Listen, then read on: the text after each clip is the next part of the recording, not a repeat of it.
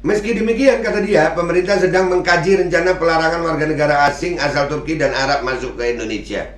Yang dikaji itunya, pelarangannya. Efek micinnya nggak dikaji. KIPI nggak dikaji. Kebijakan tentang wajib izin nggak dikaji. Iya Bu. Ini Bu, makanya kami pengen diskusi sama pihak ibu nih. Gue berharap kalau diskusi sama Kemenkes, gue berharap nih ibu ade gitu.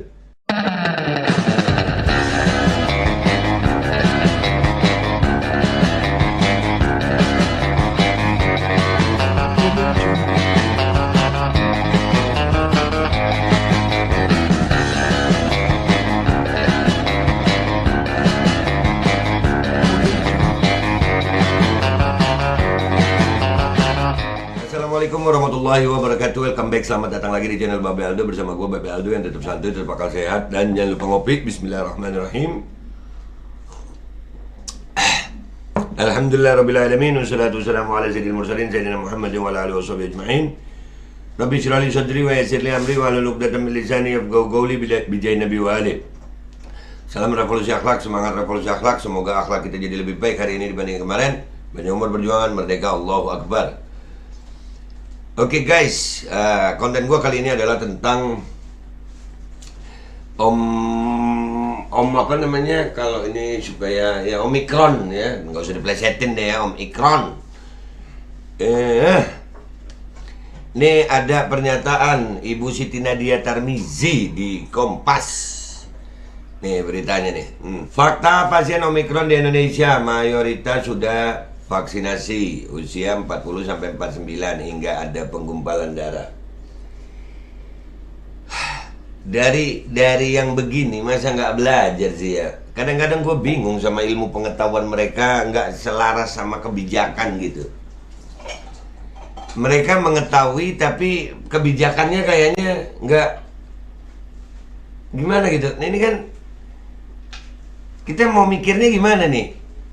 Ya, mayoritas sudah dimicin nih. Lah berarti micinnya nggak berfungsi. Ya, lu wajib micin. Supaya apa?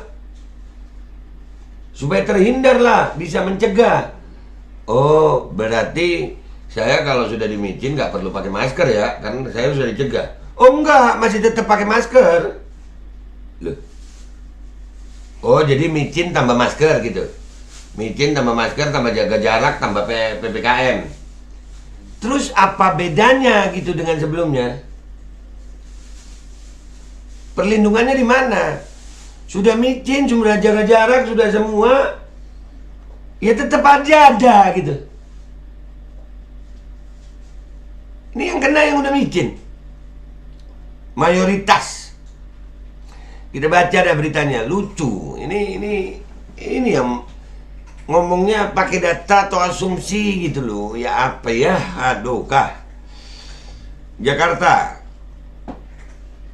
Kompas.com. Kementerian Kesehatan, Kemenkes yang kita datangi kemarin ya, itu juga belum dapat kita 14 hari, nanti 14 hari kerja. Nanti kalau enggak ya kita datangi lagi, kita mau diskusi. Terakhir melaporkan bahwa total kasus COVID-19 akibat penularan varian Omikron di Indonesia mencapai 68. Dari angka itu ada satu kasus COVID-19 varian Omikron transmisi lokal yang pertama kali terdeteksi di Jakarta.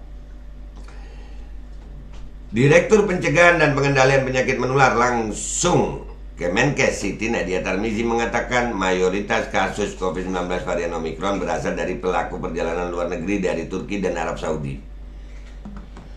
Katanya untuk mencegah penularan. Kita nggak boleh naik pesawat kalau belum micin. Lah ini yang udah pakai micin naik pesawat nularin. Ngopi Bu, ngopi. Kebijakan kalian lucu. Apa yang kalian lakuin lucu. Nggak boleh naik pesawat kalau yang belum micin. Yang sudah micin masih juga nularin. Jadi kebijakan itu buat apa coba? Dari Turki itu kebanyakan wisatawan, tapi kalau dari negara Arab Saudi dan beberapa negara lainnya kebanyakan PMI. Kata Nadia dalam diskusi secara virtual melalui kanal YouTube BNPB Kamis 30 Desember 2021. Nadia mengatakan pemerintah tak mungkin menutup pintu masuk kedatangan untuk para WNI yang kembali dari luar negeri. Ya memang nggak mungkin menutup pintu masuk, tapi kan kebijakan micin itu nah.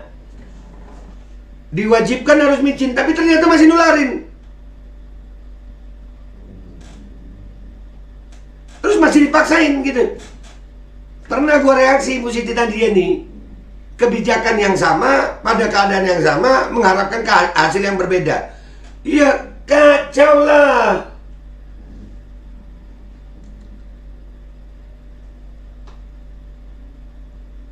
Meski demikian, kata dia, pemerintah sedang mengkaji rencana pelarangan warga negara asing asal Turki dan Arab masuk ke Indonesia. Yang dikaji itunya, pelarangannya. Efek micinnya nggak dikaji. KIPI nggak dikaji, kebijakan tentang wajib izin nggak dikaji. Iya Bu, ini Bu, makanya kami pengen diskusi sama pihak Ibu nih. Gue berharap kalau diskusi sama Kemenkes, gue berharap nih Ibu ade gitu.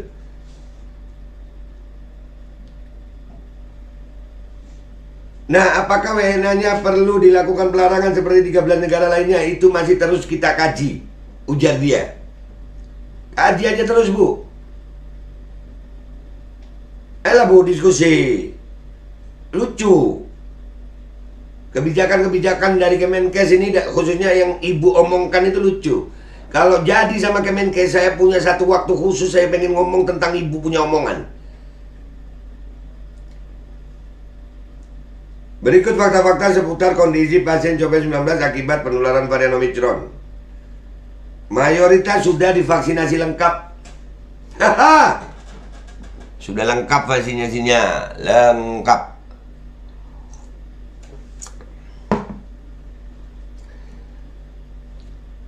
Kasubdit Pelayanan Kegawat Daruratan Direktorat Pelayanan Kesehatan Rujukan Kementerian Kesehatan Asral Hasan mengatakan mayoritas pasien COVID-19 akibat penularan varian Omicron sudah divaksinasi lengkap. Lah terus lengkap loh, ini lengkap. Lengkap, kap kun kap.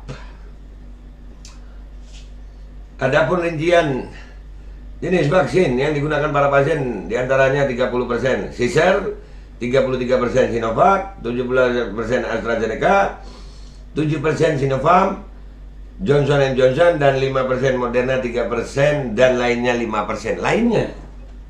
Ada merek lainnya juga. Kenapa ditulis lainnya ya? Lainnya apa ya? Ada merek lainnya? Nah, ini semuanya sudah lengkap. Kenapa masih udah tahu efeknya begini, masih dipaksain? Woi, jangan maksa, woi. Sekali lagi, kami bukan anti micin, woi. Kami anti mandatori, woi. Makanya jangan maksa, woi. Yang terhormat, woi. Gemes gue, woi. Sementara itu, juru bicara vaksinasi COVID-19 dari Kemenkes, Siti Nadia Tarmizi, mengatakan ada 5 orang pasien yang belum divaksinasi lengkap dari total 68 pasien tersebut. Dari total 68, cuma 5 yang belum lengkap. Bukan nggak sama sekali ya, belum lengkap. Nggak ditulis di sini, nggak dilaporin di sini. Itu apa aja yang udah diterima, berapa dosis sudah diterima. Ya begini nih informasi. Ini ada apa sih Bu Siti Nadia Tarmizi ini ngomongnya begini, ada apa sih? Ada apa Bu? Ibu kenapa? Sehat?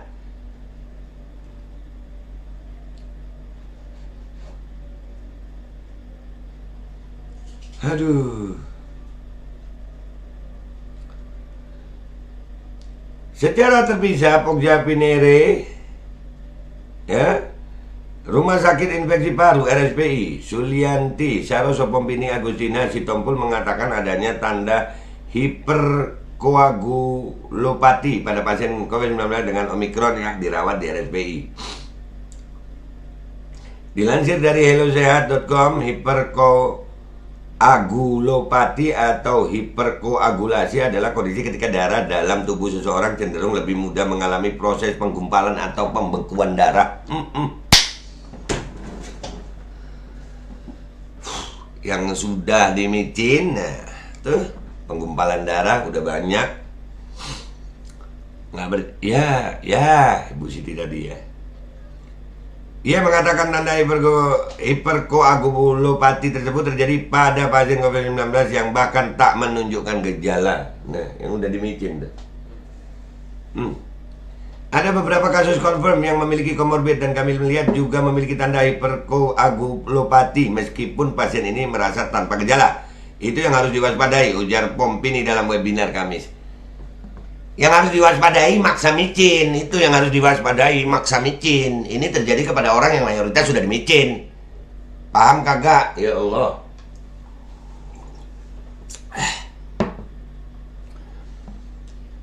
Pompini menyampaikan dalam menanganinya, RSBI sudah melakukan isolasi terhadap pasien dengan kasus probable, kasus terkonfirmasi yang tanpa gejala serta gejala ringan, dan kasus yang sudah menjalankan vaksin 2 dosis. Hello, masih memaksa micin. Wah. Apakah hiperkoagulopati itu terus berdampak pada infeksi paru ginjal? Ini yang harus kita waspadai, ucap dia. Makanya waspada juga terhadap micinnya yang dipaksakan. Pompini memastikan gejala kasus COVID-19 Omikron yang ada di RSBI tidak berbeda dengan kasus COVID-19 lainnya yang mengalami anosmia, hidung tersumbat, pilek, dan batuk. Ya Allah, cuman begitu. Tingkat kesembuhannya 97%, makanya jangan maksa micin, Hanya memang pasien dengan komorbid yang menjadi perhatian. Pasien tersebut tanpa gejala, tapi kami memiliki standar pemeriksaan ditemukan kondisi hiperkoagulopati, kata dia. Nah, penggumpalan darah itu, percepatan penggumpalan darah itu atau hiperkoagulopati itu rata-rata sama orang yang udah dimicin. Di samping itu, Kemenkes juga menyampaikan hasil sementara serosurvei nasional. Menurut pihak Kemenkes, serosurvei nasional menunjukkan bahwa kekebalan masyarakat terhadap COVID-19 cukup tinggi. Sudah cukup tinggi. Nih. Dia ngomong sendiri. Cukup tinggi. Lah terus ngapain maksa, apalagi anak-anak? Wih ya Allah, sadar dong, sadar ya. Serosurvei ini bertujuan mengetahui sejauh mana kekebalan komunitas atau herd immunity yang masyarakat terhadap COVID-19. Memang hasilnya belum keluar resmi, karena memang datanya belum selesai untuk dianalisis. Tapi dari data yang ada terlihat bahwa filter antibody yang terbentuk cukup tinggi di masyarakat, ujar dia. Kalau sudah cukup tinggi, jangan paksa orang untuk micin terus, Bu. Gue beneran gemes deh ya. Gue beneran gemes, minta maaf, gue beneran gemes. Jangan maksa. Menurutnya dia, kekebalan masyarakat terbentuk lantaran ada kelompok masyarakat yang sempat terinfeksi varian Delta tetapi kemudian melakukan micinisasi. Ini dah, aduh, gua mau tahu datanya nih. Sudah terinfeksi varian Delta terus micin. Itu ada datanya nggak, Bu? Atau asumsi? Ibu bisa tahu ada orang yang sudah terinfeksi varian Delta terus ini berita bohong nggak nih? Ini ada datanya nggak? Susah loh nyari datanya. Ngumpulin orang yang udah kena varian Delta terus micin. Terus katanya itu yang bikin herd immunity. Ibu asumsi atau ada data, Bu? Karena kalau saya baca tulisan ini, kalimat Ibu, itu asumsi, jelas. Menurut saya ini asumsi. Gimana ngumpulin orang yang kena varian Delta atau mencari data orang yang kena varian Delta terus micin? Dari mana, Bu? Bisa tahu dari mana? Jadi apa yang disebut super immunity itu yang terjadi? Memang ada natural immunity, itu memang ada. Tapi penyebabnya yang paling banyak itu datanya adalah terpapar dulu, bukan masalah micin. Ada yang terpapar kena micin, ada yang terpapar aja. Dan itu nyari datanya susah loh. Bisa tahu orang terpapar, bisa tahu terpapar ini sakitnya mirip. Ini varian biasa, ini varian Delta, ini varian Omikron. Sakitnya sama. Terus bisa tahu bedanya.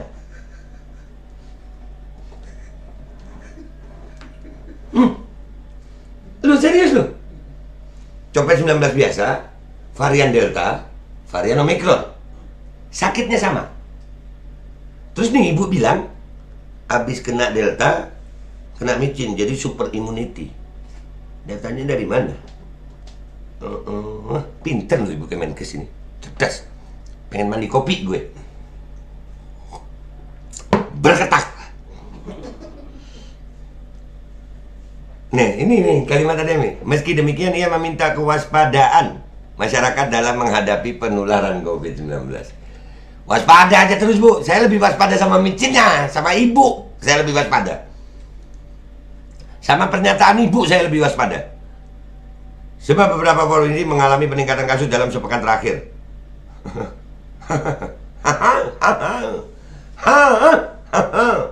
Jadi Bu Siti Nadia Tarmizi yang terhormat jubir Kemenkes, ya, kapan diskusi kita ya?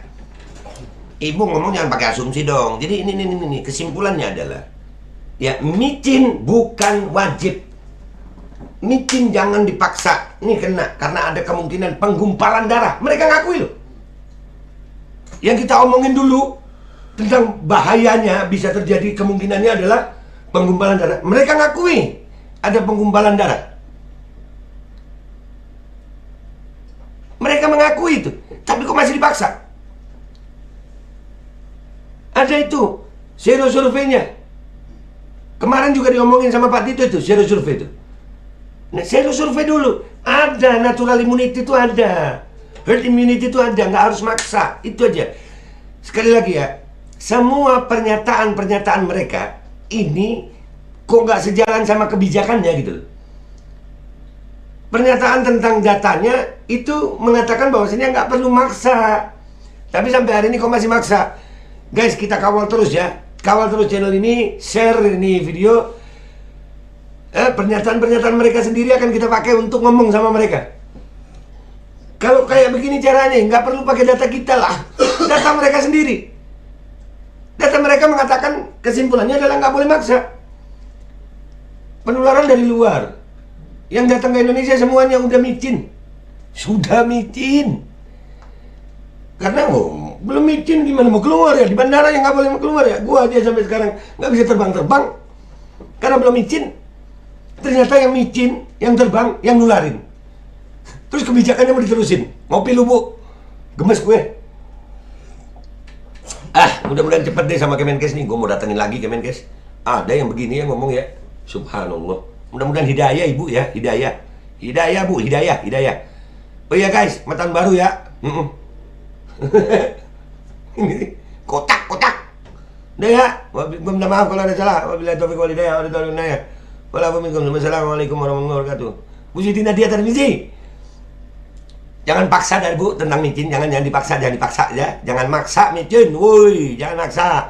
Penggumpalan darah, woi, masyarakat penggumpalan darah. Paham? Penggumpalan darah.